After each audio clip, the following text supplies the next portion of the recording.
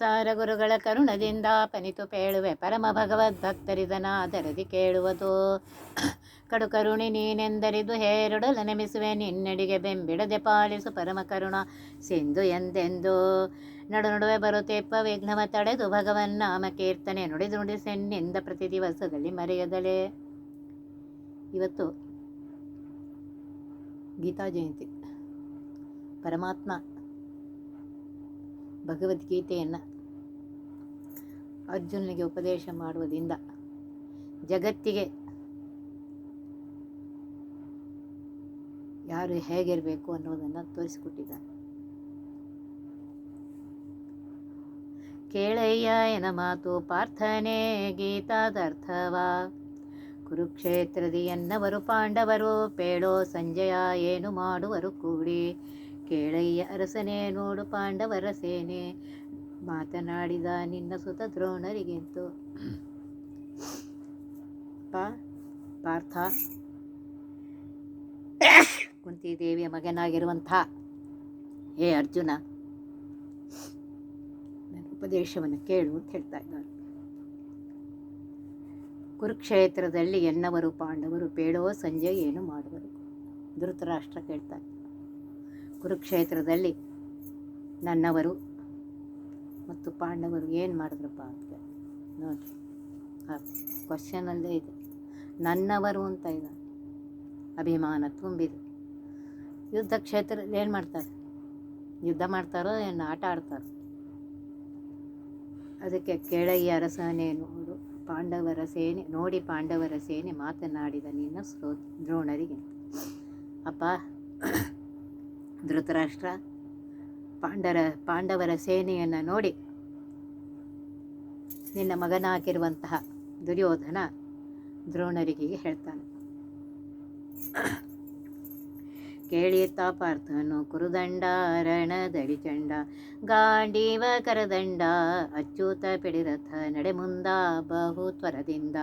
ನೋಡುವೆ ನೇತ್ರದಿಂದ ಗುರು ಹಿರಿಯರ ಕೂಡ ಯಾಕೆಂದ ಯುದ್ಧ ಸಾಕೆಂದ. ಭೀಕ್ಷವೇ ಸುಖವೆಂದ ಕುಂತಿ ಸುತ ಈ ಮಾತು ಚಿತ್ತಲ್ಲ ನೀನಗಿರಿಸಲ್ಲ. ಪೀಡಿ ಗಾಂಡೀವ ಬಿಲ್ಲ. ನೋಡಿ ಎಷ್ಟು ಚೆನ್ನಾಗಿ ಹೇಳ್ತಾರೆ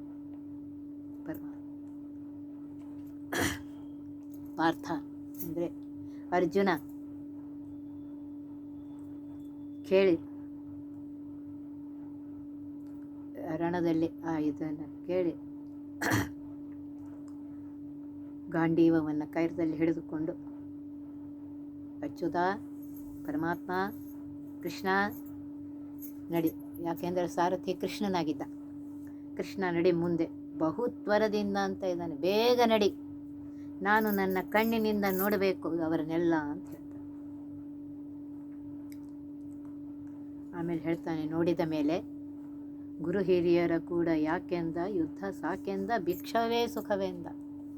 ನೋಡ್ರಿ, ನೋಡಿದಾಕ್ಷಣ ದ್ರೋಣಾಚಾರ್ಯರು ಗುರುಗಳು, ಭೀಷ್ಮಾಚಾರ್ಯರು ಹಿರಿಯರು,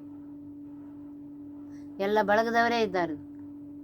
ಇವ್ರ ಜೊತೆ ಯುದ್ಧ ಬೇಡಪ್ಪ ಪರಮಾತ್ಮ ಕೃಷ್ಣ, ಭಿಕ್ಷೆ ಬೇಡ್ಕೊಂಡಿರ್ತೀನಿ, ರಾಜ್ಯನೂ ಬೇಡ, ಕೋಶನೂ ಬೇಡ, ಏನೂ ಬೇಡ ಅಂತ. ಕುಂತಿ ಸುತ ಈ ಮಾತು ಚಿತ್ತಲ್ಲ ನೀನಾಗಿರಿಸಲ್ಲ. ಬೇಡಿ ಕಾಂಡೀವ ಪಿಲ್ಲ. ಕುಂತಿಯ ಮಗನಾಗಿರುವಂತಹ ಹೇ ಅರ್ಜುನ, ಈ ಮಾತು ಸರಿಯಲ್ಲಪ್ಪ. ಯುದ್ಧದಲ್ಲಿ ಬಂದು ನಿಂತು ಯುದ್ಧ ಮಾಡಬೇಕನ್ನುವಾಗ ಹೋಗ್ತೀನಿ ಅಂತಂದ್ರೆ ಏನು ಅನ್ಕೋತಾರೆ? ಇದು ಸರಿಯಲ್ಲ. ಹಿಡಿ ಗಾಂಡೀವ ಬೆಲ್ಲನ್ನು ಹಿಡಿದು ಯುದ್ಧಕ್ಕೆ ತಯಾರಾಗು ಅಂತ ಹೇಳ್ತಾರೆ.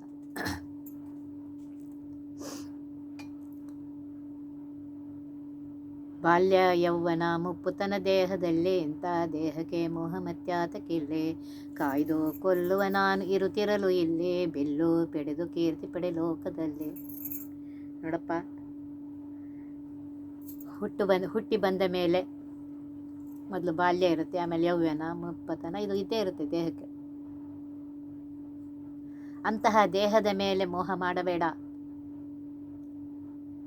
ಎಲ್ಲರನ್ನು ರಕ್ಷಣೆ ಮಾಡುವನು ನಾನೇ, ಎಲ್ಲರನ್ನು ಕೊಲ್ಲುವವನು ನಾನೇ. ನೀನು ಸುಮ್ಮನೆ ನಿಂತಿದೆಯಾ? ಯುದ್ಧ ಮಾಡಿ ಕೀರ್ತಿಯನ್ನು ಪಡೆ. ಹಿಡ್ಕೊ ಬಿಲ್ಲನ್ನು, ಕೊಡಬೇಡ ಸುಮ್ಮನೆ ಅಂತ ಹೇಳ್ತಾನೆ.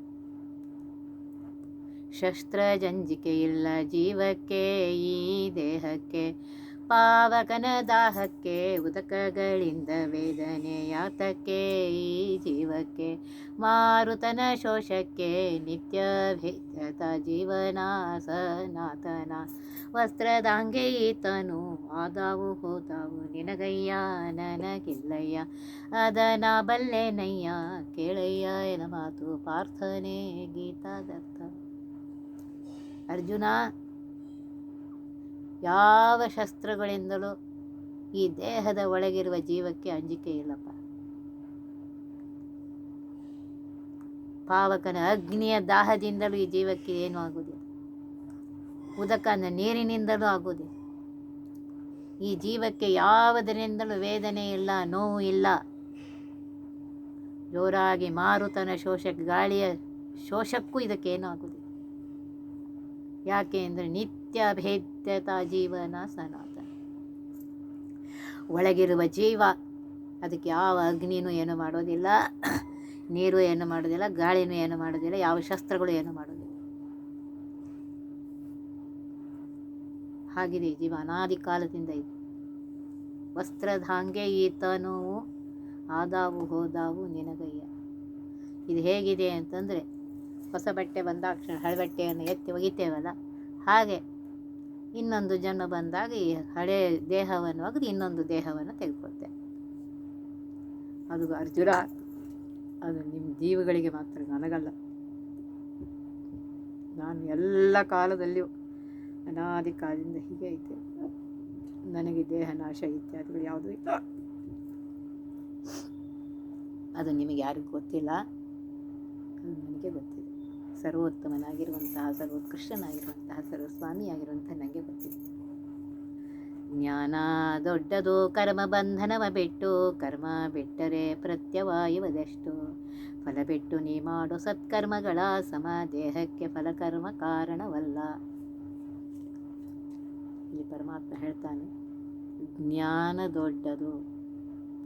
ಸರಿಯಾದ ಜ್ಞಾನವನ್ನು ಇಟ್ಟು ಆಗ ನೀನು ಕರ್ಮ ಬಂಧನದಿಂದ ಬಿಡುಗಡೆ ಹೊಂದಿದೆ. ಪರಮಾತ್ಮ ಸರ್ವೋತ್ತಮನಾಗಿದ್ದಾನೆ, ಸರ್ವೋತ್ಕೃಷ್ಟನಾಗಿದ್ದಾನೆ, ಸರ್ವಸ್ವಾಮಿಯಾಗಿದ್ದಾನೆ. ಕರ್ಮ ಬಿಡುಗಡೆ ಯಾವ ವರ್ಣದಲ್ಲಿ, ಯಾವ ಆಶ್ರಮದಲ್ಲಿದ್ದೆ ಆ ಕರ್ಮಗಳನ್ನು ಮಾಡು. ಕರ್ಮಗಳನ್ನು ಮಾಡುವಾಗ ಫಲದ ಮೇಲೆ ಆಸಕ್ತಿಯನ್ನು ಬಿಟ್ಟು ಮಾಡು. ಸತ್ಕರ್ಮಗಳನ್ನು ಮಾಡು. ಮನಸ್ಸಿಗೆ ಬಂದ ಕರ್ಮಗಳಲ್ಲ. ವರ್ಣಾಶ್ರಮಕ್ಕೆ ಸರಿಯಾಗಿ ಅನುಸಾರವಾಗಿ, ದೇಶಕಾಲಕ್ಕನುಸಾರವಾಗಿ ಕರ್ಮಗಳನ್ನು ಮಾಡು. ಆ ಕರ್ಮವನ್ನು ಮಾಡುವಾಗ ಫಲದ ಬಗ್ಗೆ ಯೋಚಿಸಲಿಕ್ಕೆ ಹೋಗಬೇಡ. ಈ ದೇಹಕ್ಕೆ ಫಲದಿಂದ ಏನಾಗೋದಿಲ್ಲಪ್ಪ.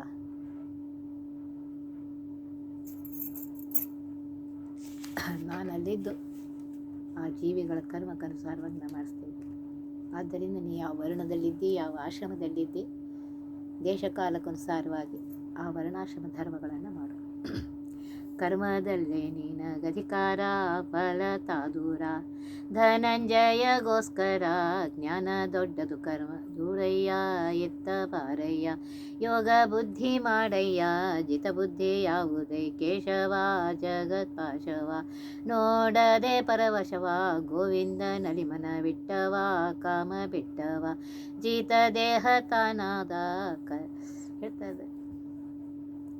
ನೋಡು ಅರ್ಜುನ, ಕರ್ಮದಲ್ಲಿ ನಿನಗೆ ಅಧಿಕಾರ ಇದೆ. ನೀವು ಯಾವ ವರ್ಣದಲ್ಲಿದ್ದಿ, ಯಾವ ಆಶ್ರಮದಲ್ಲಿದ್ದಿ, ದೇಶಕಾಲಕ್ಕನುಸಾರವಾಗಿ ಆ ಕರ್ಮವನ್ನು ಮಾಡು. ಫಲದ ಬಗ್ಗೆ ಯೋಚಿಸಬೇಡ. ಫಲ ತಾದೂರ, ಫಲ ನನ್ನ ಕೈಯಲ್ಲಿದೆ. ಫಲವನ್ನು ಕೊಟ್ಟೇ ಕೊಡ್ತೇನೆ. ಯಾರಿಗೆ ಯಾವ ಕಾಲಕ್ಕೆ ಎಷ್ಟು ಫಲ ಕೊಡಬೇಕೋ ಆ ಫಲವನ್ನು ಕೊಡ್ತೇನೆ. ಧನಂಜಯ, ಅರ್ಜುನನ ಹೆಸರು ಇನ್ನೊಂದು ಧನಂಜಯ. ಆದ್ದರಿಂದ ಫಲದ ಬಗ್ಗೆ ಯೋಚಿಸದೆ ಯುದ್ಧವನ್ನು ಮಾಡು. ಜ್ಞಾನ ದೊಡ್ಡದು, ಜ್ಞಾನ ದೊಡ್ಡದು ಅಂತ ಹೇಳ್ತಾ ಇದ್ದಾನೆ ಪರಮಾತ್ಮ. ಆ ಜ್ಞಾನಕ್ಕನುಸಾರವಾಗಿ ಈಗ ಮಾಡಬಾರ್ದು, ಆಗ ಮಾಡಬಾರ್ದು, ಹಾಗೆ ಹೀಗೆ ಅನ್ಬೇಡ. ಇಲ್ಲಿ ಬಾ, ನನ್ನ ಹತ್ರ ಬಾ, ಇತ್ತ ಬಾ, ಇನ್ನ ಹತ್ರ ಬಾ, ಯೋಗ ಬುದ್ಧಿ ಮಾಡು ಅಂತಿದ್ದಾರೆ. ಕರ್ಮದಲ್ಲಿ ಆ ಬುದ್ಧಿಯನ್ನು ಇಡು. ಜಿತಬುದ್ಧಿ ಯಾವುದಕ್ಕೆ? ಯಾವುದಪ್ಪ? ಸರಿಯಾದ ಮನಸ್ಸನ್ನು ಜಯಿಸುವುದು ಯಾವಾಗ?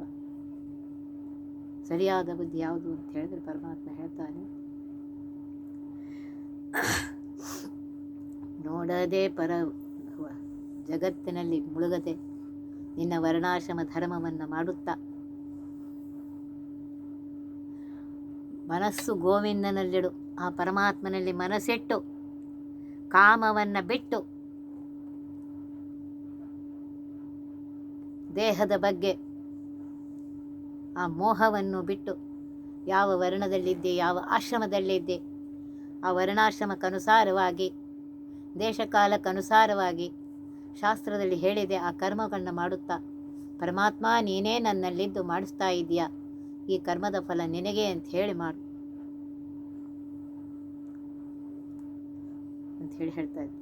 ಜ್ಞಾನ ದೊಡ್ಡದೋ ಕರ್ಮದಲ್ಯಾಕೆಯನ್ನ ಬುದ್ಧಿ ಮೋಹಿಸಿ ಕೃಷ್ಣ ಕೇಳಯ್ಯ ಭಿನ್ನಪ ಕರ್ಮವಿಲ್ಲದೆ ಮೋಕ್ಷ ಉಂಟೆ ಇನ್ನು ಕರ್ಮ ಮೋಕ್ಷದ ಬುದ್ಧಿಗೆ ಬೀಜವಲ್ಲೇ. ಯುದ್ಧ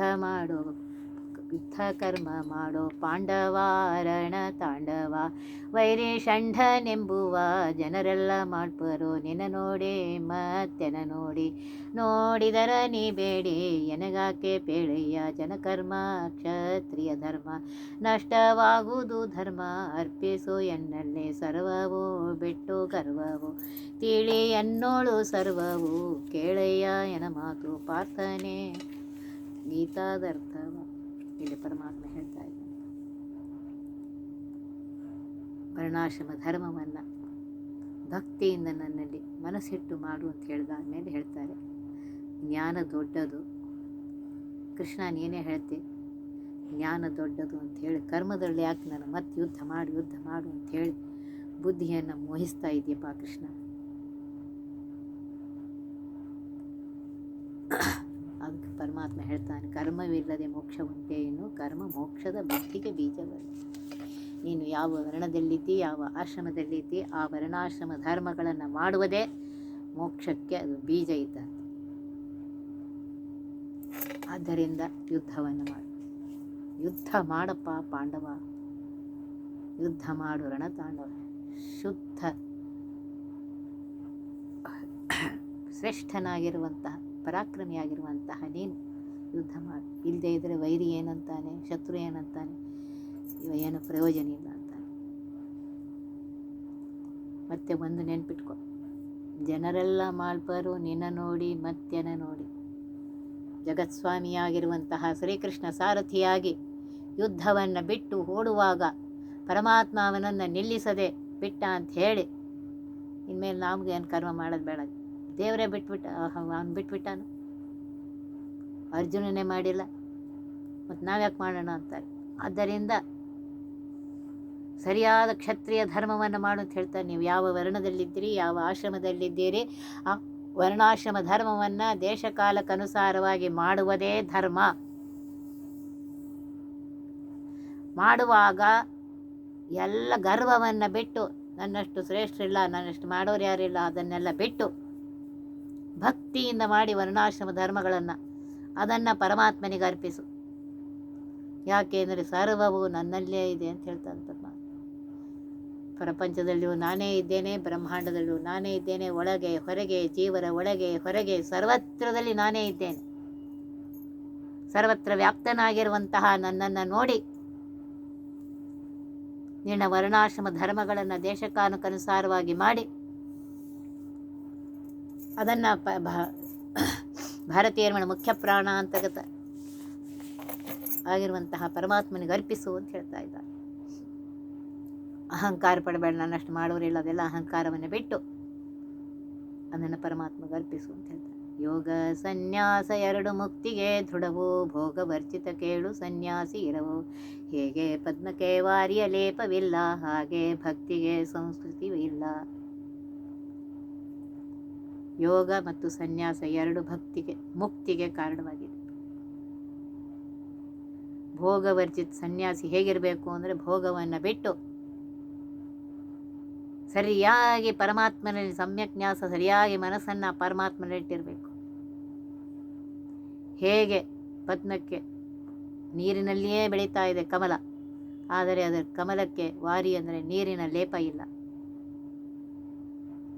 ಹಾಗೆ ಭಕ್ತನಾದವನು ನಿನ್ನ ವರ್ಣಾಶ್ರಮ ಧರ್ಮಗಳನ್ನು ಮಾಡುವಾಗ ಆ ಪರಮಾತ್ಮನಲ್ಲಿ ಮನಸ್ಸಿಟ್ಟು ಫಲವನ್ನು ಅಪೇಕ್ಷಿಸದೆ ಸರಿಯಾಗಿ ಮಾಡೋದು. ಅಜನಲ್ಲೇ ದ್ವಿಜನಲ್ಲೇ ಗಜದಲ್ಲೇ ಸಮನಾನಲ್ಲೇ ಭಜಿ ಪರಮನದಲ್ಲೇ ಮನಸ್ಸು ಯಾರ ಜೀವಕ್ಕೆ ಬಂದು ಎತ್ತ ಬಾರೆಂದು ಮತ್ತೆ ವೈರಿದಾರೆಂದು ಲೋಷ್ಟ ಕಾಂಚನ ನೋಡೋ ಸಮ ಮಾಡಿ ಆಸನ ಹೂಡಿ ನಾಸಿಕ ತುದಿ ನೋಡಿ ಧ್ಯಾನ ಮಾಡೋ ಹರಿ ಅಲ್ಲಿಹ ಅವನಲ್ಲಿಹ ಯೋಗ ಸನ್ನಿಹಿತನವ ಕೇಳಯ್ಯ ಮಾತು ಪಾರ್ಥ. ಪರಮಾತ್ಮ ಹೇಳ್ತಾನೆ, ಅಜ ಆಡಿನಲ್ಲೂ ನಾನೇ ಇದ್ದೇನೆ, ದ್ವಿಜನಲ್ಲಿ ಬ್ರಾಹ್ಮಣರಲ್ಲಿಯೂ ನಾನೇ ಇದ್ದೇನೆ, ಗಜದಲ್ಲಿ ಆನೆಯಲ್ಲಿಯೂ ನಾನೇ ಇದ್ದೇನೆ, ಸರ್ವತ್ರದಲ್ಲಿ ನಾನೇ ವ್ಯಾಪ್ತನಾಗಿದ್ದೇನೆ. ಸರ್ವ ಪ್ರಾಣಿಗಳಲ್ಲಿ, ಸರ್ವ ಸ್ಥಳದಲ್ಲಿ, ಅಣು ರೇಣ ತೃಣಕಾಷ್ಟ ಪ್ರತಿಯೊಂದರಲ್ಲೂ ನಾನೇ ಪರಿಪೂರ್ಣನಾಗಲಿದ್ದೇನೆ. ಅಲ್ಲಿ ಒಳಗಿರುವ ದೇವರಿಗೆ ವ್ಯತ್ಯಾಸ ಇಲ್ಲ, ಹೆಚ್ಚು ಕಡಿಮೆ ಇಲ್ಲ. ಪ್ರಾಣಿಗಳಿಗೆ ಜಾಗಕ್ಕೆ ಇರ್ಬೋದು, ಆದರೆ ಒಳಗಿರುವ ಪರಮಾತ್ಮ ಅವನೇ ಆಗಿದ್ದಾನೆ. 14 ಲೋಕಕ್ಕೆ ಸ್ವಾಮಿಯಾಗಿರುವಂಥ ಸರ್ವೋತ್ತಮನಾಗಿರುವಂಥ ಪರಮಾತ್ಮ ಅಲ್ಲಿದ್ದಾನೆ. ಭಜಿಪರ ಮನಕ್ಕನುಸಾರವಾಗಿ ಆ ಭಜಿಪರ ಯಾರು ಭಕ್ತಿಯಿಂದ ಭಜನೆ ಮಾಡ್ತಾರೆ ಅವರ ಮನಸ್ಸಿನಲ್ಲೇ ನಾನೇ ಇದ್ದೆ ಇದ್ದು ಅವರ ಭಕ್ತಿಗೆ ನೋಡಿ ಅವರಿಗೆ ಅನುಗ್ರಹ ಮಾಡ್ತೇನೆ.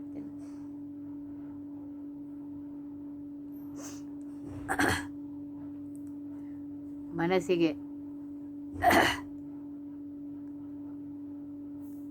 ಅವರು ವೈರಿ, ಇವರು ನಮ್ಮ ಬಂಧುಗಳು, ಇವೆಲ್ಲ ತಿಳ್ಕೊಬೇಡ. ಅದಕ್ಕೆ ಲೋಷ್ಟ ಕಾಂಚನ ನೋಡೋ ಸಮ ಮಾಡಿ. ವೈರಿ ಅವರು ಇವರು ತಿಳ್ಕೊಬೇಡ. ಇವರು ನಮ್ಮ ಬಂಧುಗಳು, ಅವ್ರ ವೈರಿಗಳು, ಇವ್ಯಾವುದು ತಿಳ್ಕೊಬೇಡ. ಲೋಷ್ಟ ಅಂತಂದರೆ ಮಣ್ಣು, ಕಾಂಚನ ಅಂದರೆ ಚಿನ್ನ. ಅದು ಎರಡನ್ನು ಸಮ ಮಾಡಿ ನೋಡು. ಅಂದರೆ ಶ್ರೀಮಂತಿಕೆ ಬಂದಾಗ ಅಹಂಕಾರ ಪಡದೆ, ಬಡತನ ಬಂದಾಗ ಕುಗ್ಗದೆ, ಆ ಪರಮಾತ್ಮನಲ್ಲಿ ಅಷ್ಟೇ ಭಕ್ತಿಯನ್ನಿಟ್ಟು ಹೇಳ್ತಾ ಇದ್ದಾರೆ. ಆಸನ ಹೂಡಿ ನಾಸಿಕ ತುದಿ ನೋಡು ಧ್ಯಾನ ಮಾಡು ಹರಿ ಅಲ್ಲಿಹ ಅವನಲ್ಲಿಹ. ಧ್ಯಾನ ಮಾಡು. ಆ ಪರಮಾತ್ಮನ ಏಕಾಗ್ರ ಮನಸ್ಸಿನಿಂದ ಆ ಪರಮಾತ್ಮನ ಧ್ಯಾನವನ್ನು ಮಾಡು. ಆ ಹೃದಯ ಮಂದಿರದಲ್ಲೇ ಇರುವಂತಹ ಪರಮಾತ್ಮ ನೀನು ಧ್ಯಾನ ಮಾಡಿದರೆ ನಿನಗೆ ಅನುಗ್ರಹ ಮಾಡ್ತಾನೆ. ಯಾರ ಭಕ್ತಿಯನ್ನ ಪಾದಾಬ್ಜದಲ್ಲೇ ಘೋರ ಸಂಸಾರ ಯಾತನೆ ಅವರಿಗೆಲ್ಲೇ. ಶರೀರವೇ ಕ್ಷೇತ್ರವೆಂತೆಂದು ತಿಳಿಯೋ ಮರೆಯದೆ ಕ್ಷೇತ್ರಜ್ಞನೆಂದನ್ನ ತಿಳಿಯೋ. ಪರಮಾತ್ಮ ಹೇಳ್ತಾ ಇದ್ದಾನೆ, ಕೃಷ್ಣ ಅವರವರ ಭಕ್ತಿಗೆ ಅನುಸಾರವಾಗಿ, ನನ್ನ ಪಾದಕಮರದಲ್ಲಿ ಅವರ ಭಕ್ತಿಗೆ ಅನುಸಾರವಾಗಿ ನಾನು ಫಲವನ್ನು ಕೊಡ್ತೇನೆ. ಅವರಿಗೆ ಆ ಕಷ್ಟ ಕೊಟ್ಟ, ಇವರಿಗೆ ಆ ಕಷ್ಟ ಅಂತ ಅನ್ಬೇಡ. ನಮ್ಮ ಭಕ್ತಿಗನುಸಾರವಾಗಿ ಪರಮಾತ್ಮ ಕೊಡ್ತಾನೆ. ಯಾರು ಪರಮಾತ್ಮನ ಪಾದಕಮರದಲ್ಲಿ ಭಕ್ತಿಯಿಂದ ತಮ್ಮ ವರ್ಣಾಶ್ರಮ ಧರ್ಮವನ್ನು ಮಾಡ್ತಾರೆ ಅವರಿಗೆ ಘೋರ ಸಂಸಾರದ ಯಾತನೆ ಇಲ್ಲವೇ ಇಲ್ಲ ಅಂತ ಹೇಳ್ತಾ ಇದ್ದಾನೆ ಪರಮಾತ್ಮ. ಅವರಿಗೆ ನಾನು ಅನುಗ್ರಹ ಮಾಡಿಯೇ ಮಾಡ್ತೇನೆ. ಈ ಶರೀರವನ್ನೇ ಕ್ಷೇತ್ರ ಅಂತ ತಿಳಿದುಕೋ. ಆ ಶರೀರದಲ್ಲಿರುವ ಪರಮಾತ್ಮನನ್ನೇ ಕ್ಷೇತ್ರಜ್ಞ ಅಂತ ತಿಳಿದುಕೊಂಡು ಅವನ ಧ್ಯಾನ ಮಾಡು. ನೋಡ್ರಿ, ಶರೀರವನ್ನು ಕ್ಷೇತ್ರ ಅಂತ, ಪವಿತ್ರವಾದ ಕ್ಷೇತ್ರ ಅಂತ ತಿಳಿದುಕೊಂಡು ಆ ಶರೀರದಲ್ಲಿರುವ ಅಂದರೆ ಶರೀರವನ್ನು ಸರಿಯಾಗಿ ಶುದ್ಧವಾಗಿಟ್ಟುಕೊಂಡು, ಮನಸ್ಸನ್ನು ಶುದ್ಧವಾಗಿಟ್ಟುಕೊಂಡು ಅಲ್ಲಿ ಮನಸ್ಸಿನಲ್ಲಿರುವಂತಹ ಪರಮಾತ್ಮನೇ ಕ್ಷೇತ್ರಜ್ಞ ಅಂತ ತಿಳ್ಕೊಂಡು ಅವನ ಧ್ಯಾನವನ್ನು ಮಾಡು. ಅವನಲ್ಲಿ ಭಕ್ತಿಯನ್ನು ಮಾಡು. ಶರೀರದೊಳಗಿತ್ತು ಪಾಪಿಲ್ಲ, ದುಃಖ ಲೇಪಿಲ್ಲ, ಆಕಾಶವು ಎಲ್ಲ ಯಾತರಿಂದ ಹುಟ್ಟಿತು ಈ ಗುಣ ಮೂರು ಸದ್ಗುಣ.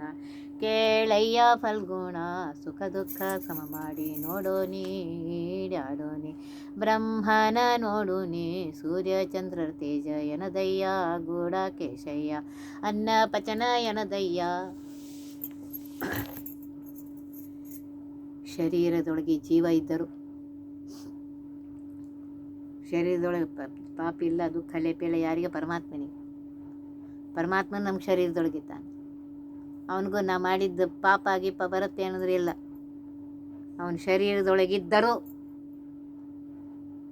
ಬೇರೆಯಾಗಿ ಇದ್ದಾನೆ. ಹೇಗೆ ಆಕಾಶ ಸರ್ವತ್ರದಲ್ಲಿ ವ್ಯಾಪ್ತವಾಗಿದೆ, ಒಳಗೂ ಇದೆ ಹೊರಗೂ ಇದೆ, ಎಲ್ಲ ಇದೆ, ಆದರೆ ಅದು ಬೇರೆಯಾಗಿ.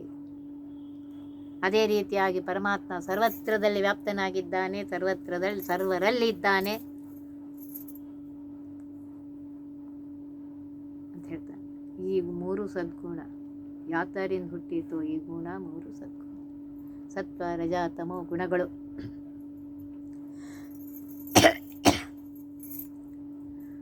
ಇವೆ ಆ ಸತ್ವ ರಜೋತ್ತಮ ಗುಣಗಳೇ ನಮ್ಮನ್ನು ಈ ಸಂಸಾರದಲ್ಲಿ ಹಾಕತ್ತೆ. ಸಂಸಾರದಿಂದ ನಮಗೆ ಎತ್ತಿ ಉದ್ಧಾರ ಮಾಡುತ್ತೆ. ಅದನ್ನ ನಮ್ಮ ಕೈಯಲ್ಲಿ ಇಟ್ಕೊಂಡು. ಆದ್ದರಿಂದ ಹೇ ಫಲ್ಗುಣ, ಹೇ ಅರ್ಜುನ ಕೇಳಪ್ಪ ಅಂಥೇಳಿ ಹೇಳ್ತಾ ಇದ್ದಾರೆ. ನೋಡಿರಿ ಎಷ್ಟು ಸುಂದರವಾಗಿ ಹೇಳ್ತಾರೆ. ಸುಖ ದುಃಖ ಸಮ ಮಾಡಿ ನೋಡೋನಿ. ಸುಖ ಬಂದಾಗ ಅಹಂಕಾರ ಪಟ್ಟು ಆ ಪರಮಾತ್ಮನನ್ನು ಮರೆಯಬೇಡ. ನನ್ನಿಂದಾಯಿತು ನನ್ನಿಂದಾಯಿತು. ದುಃಖ ಬಂದಾಗ ನಾನು ಇಷ್ಟು ಮಾಡಿದ್ರು ದೇವರು ನನಗೆ ಇದು ಮಾಡ್ದ ಅಂತ ಹೇಳಿ ಆ ದೇವರಿಗೆ ಬೈಕ್ ಕೂತ್ಕೊಳ್ಬೇಡ, ಅವರಿಗೆ ಇವರಿಗೆ ಬೈಕ್ ಕೂತ್ಕೊಳ್ಬೇಡ. ಧರ್ಮವನ್ನು ಬಿಡಬೇಡ.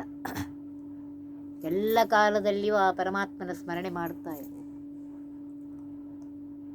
ಎಲ್ಲ ಕಾಲದಲ್ಲಿಯೂ ಸರ್ವೋತ್ತಮನಾಗಿರುವಂತಹ ಸರ್ವೋತ್ಕೃಷ್ಟನಾಗಿರುವಂತಹ ಪರಮಾತ್ಮನನ್ನು ನೋಡ್ತಾ ಇರು ಎಲ್ಲ ಕಡೆಗೂ. ಸೂರ್ಯರಲ್ಲಿರುವಂತಹ ತೇಜ, ಚಂದ್ರರಲ್ಲಿರುವ ತೇಜ ಅದು ನನ್ನಿಂದಲೇ ಅವರಿಗೆ ಬಂದಿದೆ. ಅರ್ಜುನ, ಅನ್ನ ಕೊಡುವವನು ನಾನೇ. ಆ ತಿಂದ ಅನ್ನ ಜೀರ್ಣ ಆಗೋದು ನನ್ನಿಂದಲೇ. ಆದ್ದರಿಂದ ಆ ಅನ್ನವನ್ನು ದೇವರಿಗೆ ಮೊದಲು ಅರ್ಪಣೆ ಮಾಡಿ ಆಮೇಲೆ ಅದನ್ನು ಸ್ವೀಕಾರ ಮಾಡಿ. ನನ್ನಿಂದೇ ಸಿಕ್ಕಿದೆ ಅನ್ನ. ಆಗ ನಾನು ಒಳಗಿದ್ದು ಆ ಅನ್ನವನ್ನು ಸರಿಯಾಗಿ ಜೀರ್ಣ ಮಾಡಿ ಅವನಿಗೆ ಆ ಶಕ್ತಿಯನ್ನು ಕೊಡ್ತೇನೆ ಅಂತ ಹೇಳ್ತಾರೆ. ನೋಡ್ರಿ ಎಷ್ಟು ಸುಂದರವಾಗಿ ಆ ಪರಮಾತ್ಮ ತನ್ನ ಮಹಿಮೆಯನ್ನು ಹೇಳ್ತಾ ಇದ್ದಾನೆ. ಅದರಲ್ಲಿ ವ್ಯಾಸರಾಯರು ನಮಗೆ ತಿಳಿಸ್ಕೊಡ್ತಾ ಇದ್ದಾರೆ. ಇನ್ನು ಮುಂದಿನದನ್ನು ನಾಳಿನ ದಿವಸ ನೋಡೋಣ. ಒತ್ತಿ ಬಹ ವಿಘ್ನಗಳ ಕಳೆದಪ ಮೃತ್ಯುವಿಗೆ ಮರೆ ಮಾಡಿ ಕಾಲನ ದೂತರಿಗೆ ಬೇಕರವ ಪುಟ್ಟಿಸಿ ಸಕಲ ಸಿದ್ಧಿಗಳ ಒತ್ತಿಗೊಳ್ಳೆ ಶಿವನರು ಹೇಕ್ಷಣ ನೃತ್ಯ ಮಾಡುವರವರ ಮನೆಯೊಳು ನಿತ್ಯ ಮಂಗಳ ಹರಿಕಥಾಮೃತ ಸಾರ ಪಠಿಸುವರ.